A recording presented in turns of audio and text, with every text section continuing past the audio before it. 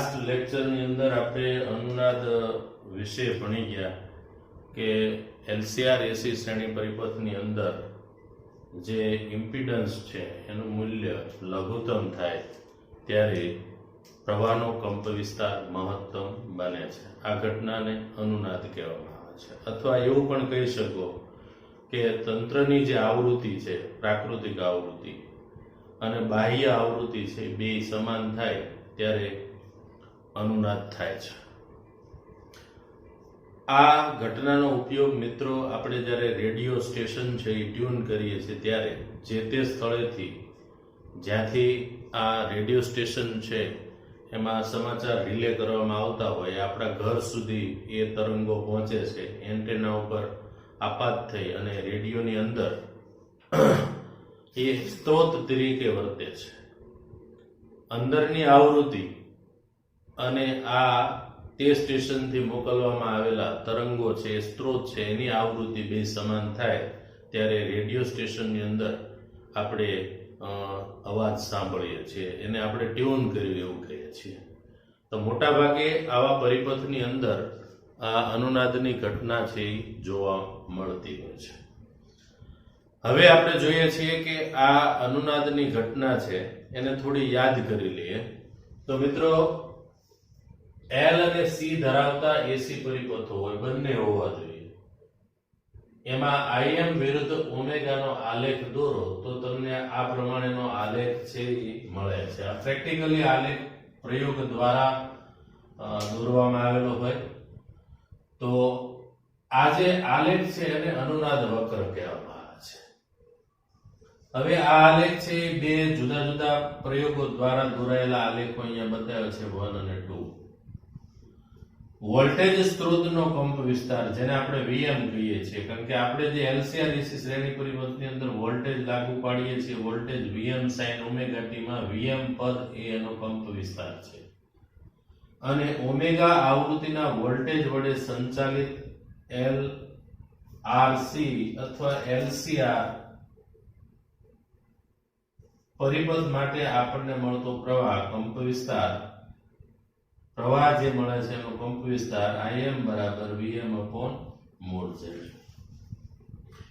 Vm by Z, Z એટલે impedance, impedance એટલે LCR પરિપથ હોય તો એનો ઇમ્પિડન્સ કેટલો હોય તો કે R² પ્લસ વર્ગ કૌંસની અંદર XC માઇનસ XL નો વર્ગ.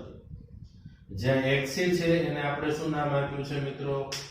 તો XC છે એ કેપેસિટિવ રિએક્ટન્સ છે.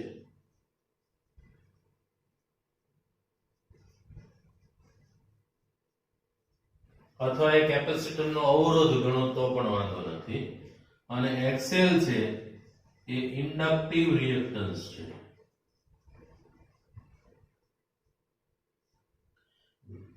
કેપેસિટિવ રિએક્ટન્સ નું કામ શું? તો કેપેસિટરની અંદર જે પ્રવાહનો ફેરફાર થાય એનો વિરોધ કરવાનો. ઇન્ડક્ટિવ રિએક્ટન્સ નું કામ પ્રવાહના ફેરફારનો શું કરવાનું છે? વિરોધ કરે છે. જો ઓમેગામાં ફેરફાર કરવામાં આવે તો મિત્રો આ કેપેસિટિવ રિએક્ટન્સ અને ઇન્ડક્ટિવ રિએક્ટન્સ છે એ બે ઓમેગા ઉપર આધાર રાખે છે. જો કેપેસિટિવ રિએક્ટન્સમાં XC ચલે છે 1 ઓમેગા છે, એટલે ઓમેગામાં ફેરફાર કરીએ તો XC બદલાય. એવી રીતે ઇન્ડક્ટિવ રિએક્ટન્સ છે એમાં XL ચલે છે ઓમેગા છે, ઓમેગામાં ફેરફાર કરીએ તો XL બદલાય છે. તો આ ઓમેગામાં ફેરફાર કરવામાં આવે તો એક ચોક્કસ આવૃત્તિ માટે, અને ધારો કે ચોક્કસ આવૃત્તિને આપણે ઓમેગા 0 કહી દઈએ, કે આ ચોક્કસ આવૃત્તિએ આ બે ઘટકો કેપેસિટિવ રિએક્ટન્સ અને ઇન્ડક્ટિવ રિએક્ટન્સ એ બંનેના મૂલ્ય સમાન થાય.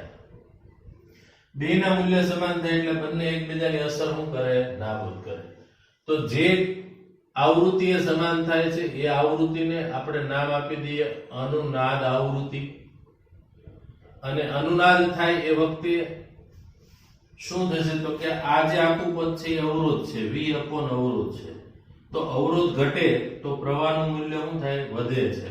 તો એ વખતે Im પ્રવાહ છે એ મહત્તમ બને છે. તો XC is equal to XL થાય, અથવા તો 1 upon omega C, omega 0 C equal to omega 0 L આવું હોય તો પણ ચાલે, અથવા ઓમેગા 0 ની વેલ્યુ 1/√LC જેટલી થાય ત્યારે આપણને અનુનાદની ઘટના જોવા મળે છે. બરાબર. અને જે વખતે અનુનાદ થાય એ વખતે ઇમ્પિડન્સ છે કેટલો હોય એવું પૂછાય છે ઘણી વખત. તો ઇમ્પિડન્સ લઘુત્તમ બને પણ એનું મૂલ્ય કેટલું હોય તો Z બરાબર R જેટલું હશે. તો આ જે અનુનાદી આવૃત્તિએ પ્રવાહનો કંપવિસ્તાર છે Im બરાબર Vm/R જેટલો મહત્તમ બને છે. આમ પ્રવાહને મહત્તમ બનવાની જે ઘટના છે એને પણ તમે અનુનાદ કહી શકો. હવે આ જે આખી ઘટના છે એમાં આટલા મુદ્દાઓ ખાસ યાદ રાખવાના. પહેલી વસ્તુ તો પહેલો મુદ્દો તમને એ કહી દઉં કે જે નીટ કે ગુજકેટ જેવી પરીક્ષાની અંદર જે કન્ટેન્ટને ધ્યાનમાં રાખીને પ્રશ્નો પૂછાતા હોય એવું છે એ પહેલો આ યાદ રાખો. હંમેશા L અને C બે હાજર હોય એવા પરિપથમાં જ અનુનાદ મળે. RL કે RC અવરોધ અને ઇન્ડક્ટર કે અવરોધ અને કેપેસિટર ધરાવતા એસી પરિપથ છે એમાં અનુનાદ મળશે નહીં. કારણ કે અનુનાદ વખતે શું થાય છે તો કે આ બંને ભાગ જે છે એકબીજાની અસર નાબૂદ કરે છે. જ્યારે આમાં શું થશે, RL કે RC પરિપથની અંદર આમાં ઇન્ડક્ટર છે પણ સાથે કેપેસિટર નથી, આમાં કેપેસિટર છે સાથે ઇન્ડક્ટર નથી, એટલે એકબીજાની અસર નાબૂદ થવાની નથી. એટલે આવા પરિપથમાં અનુનાદ મળે નહીં. તો એમસીક્યુ માં પૂછે કે નીચેનામાંથી કયા પરિપથની અંદર અનુનાદ મળી શકે નહીં? તો RL કે RC અવરોધ અને ઇન્ડક્ટર બે શ્રેણીમાં હોય કે પછી અવરોધ અને કેપેસિટર બે શ્રેણીમાં હોય એવા પરિપથમાં આપણને અનુનાદ મળશે નહીં. કેવા પરિપથમાં મળે? તો L અને C ધરાવતો પરિપથ હોય, માત્ર LC પરિપથ હોય અથવા તો LCR હોય તો એમાં અનુનાદ મળશે. અનુનાદ વખતે L અને C ના ઇન્ડક્ટિવ અને કેપેસિટિવ રિએક્ટન્સ એકબીજાની અસર શું કરે છે? નાબૂદ કરી દે છે.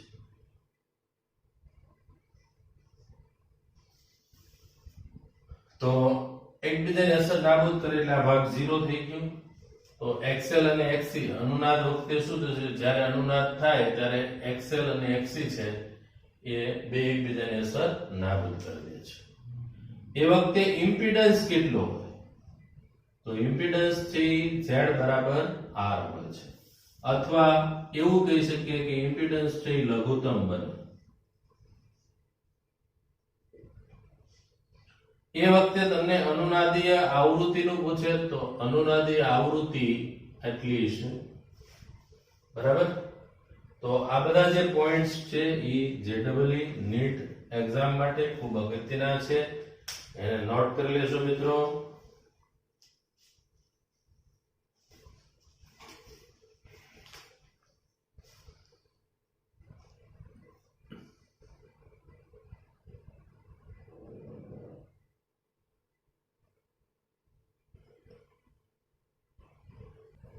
વિદ્યાર્થી મિત્રો, અનુનાદની તીક્ષ્ણતા LCR-AC શ્રેણી પરિપથની અંદર જે અનુનાદ વક્ર છે એની તીક્ષ્ણતા છે એના આધારે નક્કી થતું હોય કે એ પરિપથ છે એની સિલેક્ટિવિટી કેવી છે. તો અનુનાદ વક્ર છે એની તીક્ષ્ણતા માપવા માટેની ભૌતિક રાશિ એટલે Q ફેક્ટર છે, જેનું સૂત્ર આપણે નેક્સ્ટ મેળવવાની છે. પહેલા તીક્ષ્ણતા એટલે શું એ સમજીએ. તો LCR શ્રેણી એસી પરિપથમાં જે પ્રવાહનો કંપવિસ્તાર છે એ આટલો હોય છે. Im બરાબર Vm અપોન વર્ગમૂળમાં R² plus omega L minus 1/ωc નો વર્ગ. જ્યારે ઓમેગા બરાબર ઓમેગા 0 એટલે આ જે આવૃત્તિ છે એ બાહ્ય આવૃત્તિ છે અને આ છે એ પ્રાકૃતિક આવૃત્તિ છે. આ બંને સરખા થાય. એ સરખા ક્યારે થશે?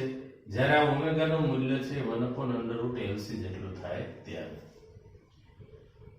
ત્યારે તે મહત્તમ હોય છે. એટલે કોણ? Im. આ મહત્તમ મૂલ્ય I મેક્સિમમ બરાબર Vm/R છે. ઓમેગાના ઓમેગા 0 કરતા બીજા મૂલ્ય માટે પ્રવાહનો કંપ વિસ્તાર મહત્તમ કંપ વિસ્તાર કરતા ઓછો હોય છે. દાખલા તરીકે અહીંયા જોઈએ આપણે આ જે અનુનાદ વક્ર મેં દોરેલો છે એમાં આ જે ટોચ અહીંયા કહેવાય કે જે વખતે મેં બતાવેલું છે કે IM એટલે પ્રવાહનો કંપ વિસ્તાર મહત્તમ બને છે એ જે આવૃત્તિ છે એને ઓમેગા 0 નામ આપેલું છે. એની કરતા ઓછી આવૃત્તિ એટલે ઓમેગા 1 અને ઓમેગા 2 આ એ સિવાયની બે આવૃત્તિ છે જે બે વખતે પ્રવાહ છે એ આપણને મહત્તમ મૂલ્ય કરતા ઓછો મળે છે. તો ઓમેગાના ઓમેગા 0 કરતા બીજા મૂલ્ય માટે પ્રવાહનો કંપ વિસ્તાર મહત્તમ કંપ વિસ્તાર કરતા ઓછો મળે છે. ધારો કે આપણને ઓમેગાનું એવું મૂલ્ય પસંદ કરીએ કે જ્યાં પ્રવાહનો કંપ વિસ્તાર મહત્તમ કંપ વિસ્તારના 1/√2 ગણો થાય. દાખલા તરીકે મને આ ઓમેગાનું મૂલ્ય આપણે એવું સિલેક્ટ કર્યું ઓમેગા 1 ને ઓમેગા 2 કે જે વખતે મહત્તમ પ્રવાહ છે એ 1/√2 ગણો મળે છે એટલે Im/√2 આ પ્રવાહનું મૂલ્ય થઈ ગયું. અને આવું થાય ત્યારે મિત્રો પાવર જે વ્યાખ્યા અનુસાર P બરાબર I² R આપણે લખીએ છીએ તો I m નો સ્ક્વેર R થશે અને આ બિંદુ પાસેનો જે પાવર છે એ પાવર એને હું P' કહી દઉં છું. Im એટલે Im/√2 એનો સ્ક્વેર ઇન્ટુ R થયો એટલે P' બરાબર Im નો સ્ક્વેર અપોન 2 ઇન્ટુ R થયું. એટલે આમ જોવા જઈએ તો આ મૂળ પાવર ભાગ્યા 2 થયું એટલે પાવર અડધો થઈ જાય છે. પાવર અડધો થઈ જાય છે એટલે ઘણી વખત એને હાફ પાવર બેન્ડવિડ્થ પણ કહેવામાં આવે છે. આજે પરિપથની બેન્ડવિડ્થ એવો શબ્દ વાપરેલો છે અહીંયા.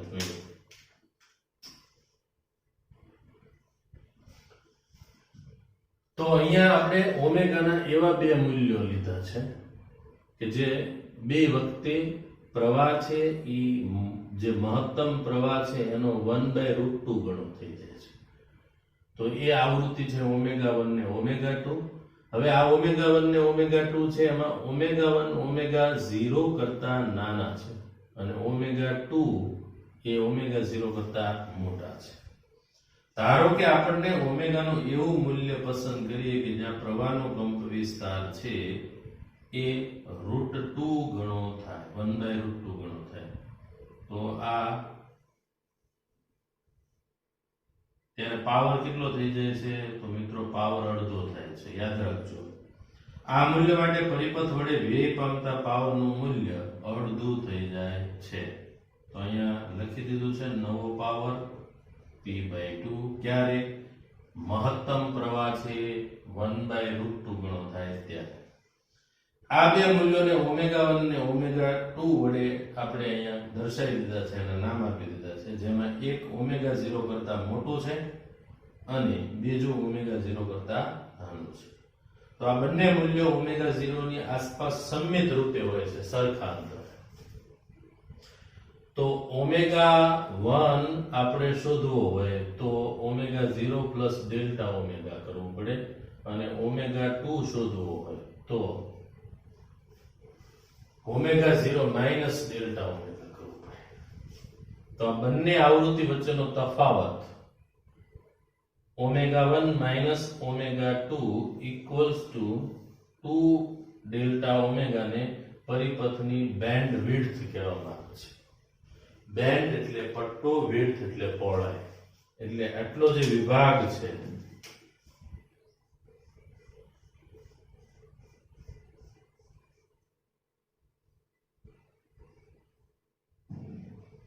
આને પરિપથની બેન્ડવિડ્થ કહેવામાં આવે છે. ઓમેગા 0/2 ડેલ્ટા ઓમેગાને અનુનાદ વક્રની તીક્ષ્ણતાના માપ તરીકે ગણવામાં આવે છે. આ જે સૂત્ર છે ઓમેગા 0 એટલે અનુનાદી આવૃત્તિ અપોન 2 ડેલ્ટા ઓમેગા જેને પરિપથની બેન્ડવિડ્થ કહેવામાં આવે છે. એને અનુનાદ વક્રની તીક્ષ્ણતા ના માપ તરીકે ગણવામાં આવે છે. જેમ ડેલ્ટા ઓમેગાનું મૂલ્ય નાનું તેમ અનુનાદ વક્ર વધારે તીક્ષ્ણ હશે. ડેલ્ટા ઓમેગા એટલે આ જે બે ઓમેગા 1 ઓમેગા 2 છે એ એકબીજાની ખૂબ નજીક હોય તો ડેલ્ટા ઓમેગા નાનો મળે, એકબીજાથી દૂર હોય તો ડેલ્ટા ઓમેગા મોટો મળે. તો ડેલ્ટા ઓમેગા જેમ નાનો હશે એમ તીક્ષ્ણ ધારદાર વક્ર આપણને મળે. અનુનાદ વક્રની તીક્ષ્ણતા ક્યુ ફેક્ટર નામની રાશિથી નક્કી કરવામાં આવે છે. એટલે ક્યુ ફેક્ટર એટલે બીજું કઈ નથી, ઉપર જે સૂત્ર આવ્યું એ જ ઓમેગા 0 ના છેદમાં 2 ડેલ્ટા ઓમેગા.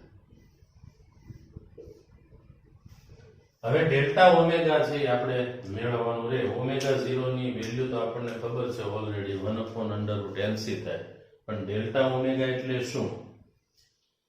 તો પહેલા આને નોટ કરી લો. આમાંથી એમસીક્યુ ને ધ્યાનમાં રાખી અને અમુક કન્ટેન્ટ એવું છે જેમાંથી એમસીક્યુ તમને પૂછાય એવા છે. નોટ કરી લેશો મિત્રો.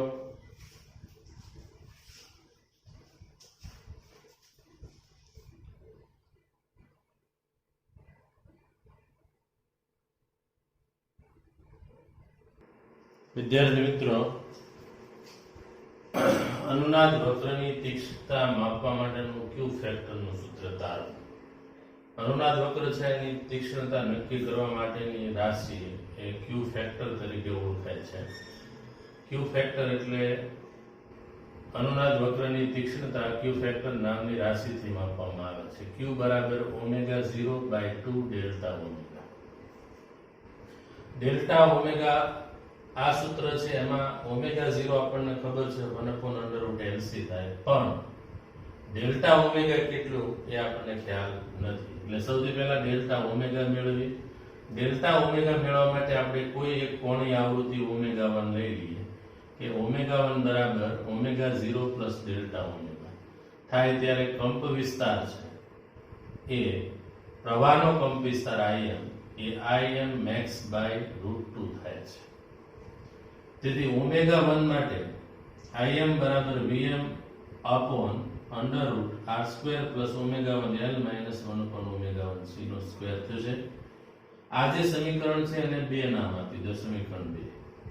હવે જે વખતે omega 1 is equal to omega 0 plus delta omega થાય ત્યારે પ્રવાહ છે એ Im maximum by √2 થાય છે. તો Im બરાબર Im max by √2, તો Vm by R √2 થશે. બરાબર? તો એ વખતે આપણે એવું વિચારી લઈએ કે Im ની જગ્યાએ Vm મૂકી દઈએ અને R જે આવેલું છે અહીંયા તમે આ કાલ્પનિક ભાગ છે એ શૂન્ય ગણો તો Vm by R થશે. તો આની જે વેલ્યુ છે Vm by R √2 એ અહીંયા મૂકી દઉં છું એટલે Vm by √r² plus omega 1 L minus 1/ઓમેગા 1 c નો સ્ક્વેર થશે. બરાબર? હવે આનું સાદુરૂપ આપી દઈએ આપણે. તો બંને બાજુ હું વર્ગ કરી દઉં છું એટલે આ જે પદ છે એનો બંને બાજુ વર્ગ કરીએ એટલે વર્ગમૂળ નીકળી જશે. પહેલી બાજુ r² અને 2 થઈ જશે.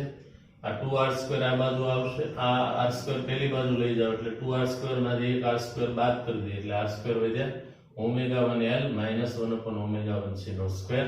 બે બાજુ વર્ગ છે એટલે દૂર થઈ જશે. r બરાબર ઓમેગા 1 L માઇનસ 1/ઓમેગા 1 c. હવે ઓમેગા 1 છે તમે ઓમેગા 0 પ્લસ ડેલ્ટા ઓમેગા મૂકી દો એટલે આ સમીકરણની અંદર અને 3 નામ આપ્યું એમાં ઓમેગા 1 બરાબર ઓમેગા 0 પ્લસ ડેલ્ટા ઓમેગા મૂકી દીધા છે. ઓમેગા 0 L છે આ બે માંથી હું કોમન લઈ લઉં છું તો અહીંયાથી ઓમેગા 0 કોમન નીકળે L હતા તો ઓમેગા 0 L લખી નાખ્યા છે. અહીંયા વધશે 1, અહીંયા વધશે delta omega by omega 0 minus 1 omega 0 c. આમાંથી ઓમેગા 0 કોમન કાઢો 1 plus delta omega by omega 0 થશે. બરાબર? તો આ આખું એક પદ અને આ છે એ બીજું પદ છે અહીંયા લખેલું છે. હવે ઓમેગા 0 L એમ નામ 1 plus delta omega by omega 0 minus અહીંયા c ની કિંમત મૂકી દઈએ કારણ કે ઓમેગા 0 સ્ક્વેર બરાબર 1/LC થાય તો c બરાબર 1/omega 0 સ્ક્વેર તો ઓમેગા 0 સ્ક્વેર L 1 છે એક ઓમેગા કેન્સલ થશે છેદનો છેદ અંશમાં જાય એટલે ઉપર લખાશે omega 0L upon 1 plus delta omega by બેમાં ઓમેગા 0L છે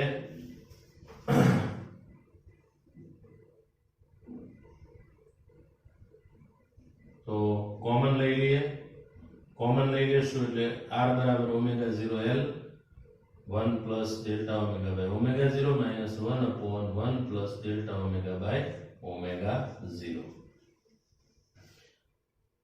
આ 1 upon છે બરાબર હવે આ 1 upon છે ને અંશમાં લઈ જવું હોય તો એની માઈનસ ઘાત થઈ જાય એટલે r બરાબર omega 0L કૌંસમાં 1 plus delta omega by omega 0 minus 1 plus delta omega by omega 0 ને minus 1 ઘાત થશે તો આ ડેલ્ટા ઓમેગા બાય ઓમેગા 0 ની વેલ્યુ છે એ 1 કરતા નાની મળવાની છે તો 1 કરતા નાની હોય તો 1 plus delta omega by omega 0 raised to minus 1 છે એ 1 minus delta omega by omega 0 ની નજીકનું મૂલ્ય થાય વિદ્યાર્થી મિત્રો આ જે સ્ટેપ આપણે મેળવ્યું કે જેમાં આપણે જોયું કે 1 plus delta omega by omega 0 raised to minus 1 છે જેનું મૂલ્ય છે 1 minus delta omega by omega 0 ની નજીક થશે આમ તો આ બહુપદી પ્રમેયનો ઉપયોગ કરેલો છે બરાબર હવે આ જે 1 plus delta omega by omega 0 raised to minus 1 છે એની જગ્યાએ આપણે 1 minus delta omega by omega 0 મૂકી દઈએ તો r બરાબર omega 0L કૌંસમાં 1 plus delta omega 0 કૌંસ પૂરો માઈનસ બીજા કૌંસમાં 1 માઈનસ શું મૂકવાનું delta omega by omega 0 બરાબર તો કૌંસ ખોલી નાખીએ એનું સાદુરૂપ આપશું એટલે આટલું પદ વધશે r બરાબર delta omega L plus delta omega L એટલે બે વખત છે 2 delta omega L એમાંથી ડેલ્ટા ઓમેગા આપણે શોધવાના છે r by 2L થયું આ કિંમત જે મળી એ સમીકરણ 1 માં ડેલ્ટા ઓમેગા તથા ઓમેગા 0 ની કિંમત મૂકી દઈએ તો આપણું સૂત્ર આવું હતું q બરાબર ઓમેગા 0 ના છેદમાં 2 ડેલ્ટા ઓમેગા તો ઓમેગા 0 એટલે 1/√LC અને ડેલ્ટા ઓમેગા એટલે r by 2L આપણે મેળવ્યું છે તો આ 2 કેન્સલ થઈ જશે L છેદનો છેદ અંશમાં જશે એટલે L by r 1/√LC આ રૂટ L છે એટલે આને આ પ્રમાણે આપણે લખવું હોય તો લખી શકીએ ઉપર જે પ્રમાણે તમને આપ્યું છે L એટલે root L into root L લખાય ના છેદમાં r અને 1 અહીંયા છૂટું પાડી દઈએ તો આ રૂટ L એક કેન્સલ થઈ જશે તો આ પ્રમાણે આ અંડર રૂટ L છે આ c છે એટલે આખાને વર્ગમૂળ લઈ લઈએ 1/r under route L by c જે સૂત્ર મળ્યું એ q ફેક્ટર નું સૂત્ર છે q ફેક્ટર નામની ભૌતિક રાશિથી આપણે અનુનાદ વક્રની તીક્ષ્ણતા નક્કી કરી શકીએ છીએ તો જે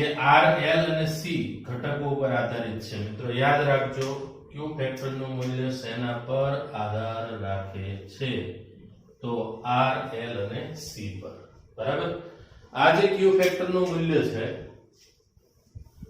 એ જેમ q ફેક્ટર નું મૂલ્ય વધારે એમ અનુનાદ વક્રની તીક્ષ્ણતા વધારે મળે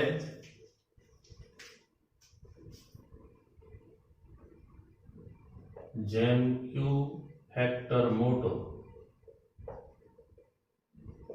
તેમ અનુનાદ વક્ર ની તીક્ષ્ણતા વધારે તીક્ષ્ણતા વધારે હોય એમ પરિપથની સિલેક્ટિવિટી ટ્યુનિંગ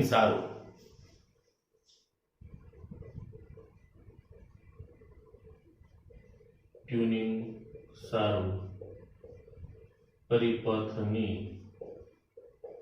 સિલેક્ટિવિટી સારી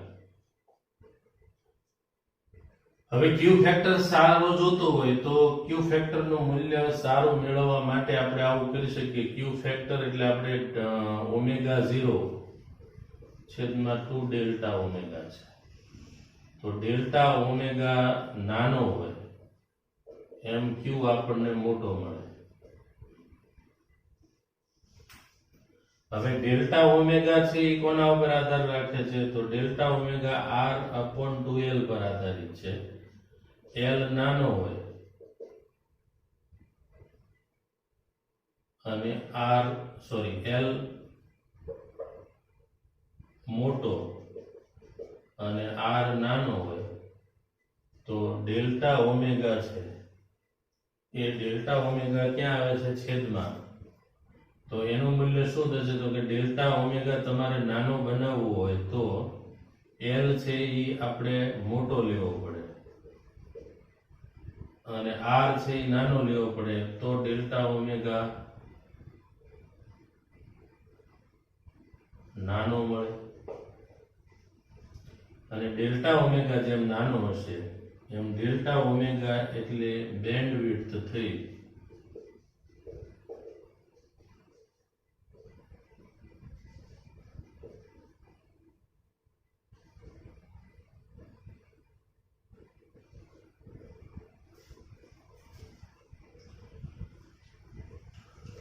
તો આ છે નોટ કરી લેજો મિત્રો.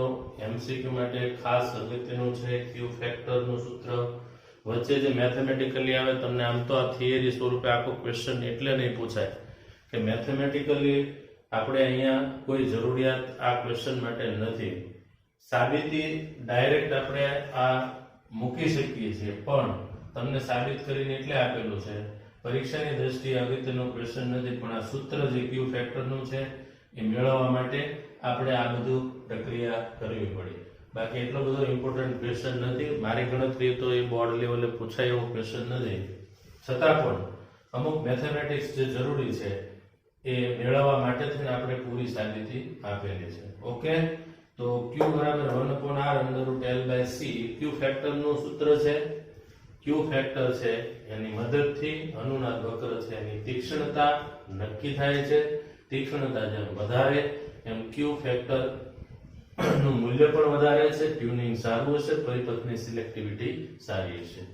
એટલે કોઈ પણ રેડિયો સ્ટેશનની અંદર જે સ્ટેશન તમે ટ્યુન કરો છો એ સ્ટેશન ટ્યુન કરવા માટે આ ક્યુ ફેક્ટર સારો હોવો જોઈએ તો આપણે એ સ્ટેશન છે એ સારી રીતે સાંભળી શકીએ છીએ. અને ક્યુ ફેક્ટર સારો રાખવા માટે R, L અને C ઘટકો છે એ સારી ક્વોલિટીના હોવા જોઈએ. અને Q સારો મેળવવા માટે R નું મૂલ્ય ઓછું, L નું મૂલ્ય વધારે, C નું મૂલ્ય ઓછું તો Q આપણને મોટો મળે અને Q જેમ મોટો મળે એમ ટ્યુનિંગ સારું થાય. ઓકે, તો આને નોટ કરી લેજો મિત્રો.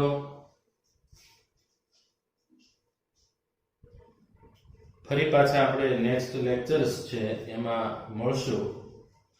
આજનું જે કંઈ ચાલેલું છે એ હોમવર્કમાં લખી મોકલી આપશો. ફરી નેક્સ્ટ લેક્ચરમાં મળશું. Okay, thank you.